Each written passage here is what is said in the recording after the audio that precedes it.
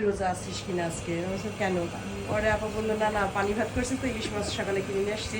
তো আমি সাথে সাথে এমন এক চিল্লানি দিছি দরকার হলে রোজা ভেঙে ফেলবো।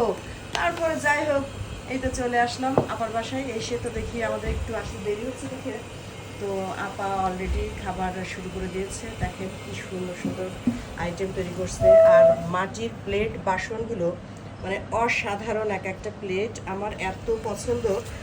তবে লাস্টের একটা কথা বলবো আমার পছন্দের মানে মাত্রাটা কতটুকু ছিল। সাথে থাকেন দেখতে থাকেন। এই যে সবার প্লেটে কি সুন্দর সুন্দর পানি ভাত গ্লাসগুলো চমৎকার এক একটা মাটির গ্লাস। এখানে আছে মরিচের ভর্তা। আমাদের হচ্ছে মরিচের ভর্তা মানে শুকনা মরিচ ভেজে আর কাঁচা পেঁয়াজ দিয়ে, এটা না হলে আমাদের মোটামুটি খাবার চলেই না। আর খিচুড়ি হোক পানি ভাত হচ্ছে বসানো।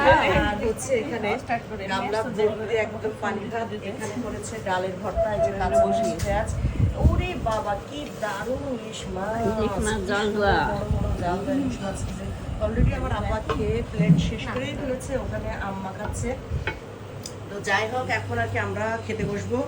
তো আমি আর লামিয়া আসছি। আর এখানে আমার যে ছোট আপা আসছে, ও ঝিনাইদহ থেকে কালকে এসছে। আমার আম্মা হচ্ছে কালকে আমার লন্ডন ফ্লাইট, আম্মা চলে যাবে। তো যে কারণে যে মেজাপা বাসায় মেজাপা এই আয়োজনগুলো করেছে।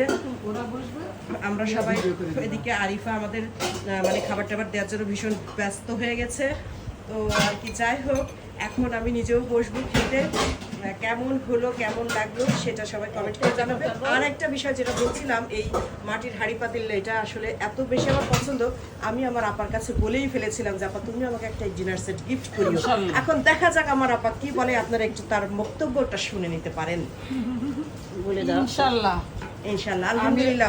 আমি আমার ছোট বোনরা আবদার করলে কোনো আবদার ফেরত দিতে পারি না। ইনশাআল্লাহ তোমার জন্য বরাদ্দ হলো। আলহামদুলিল্লাহ আলহামদুলিল্লাহ।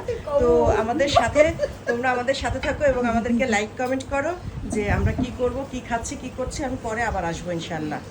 আল্লাহ হাফেজ।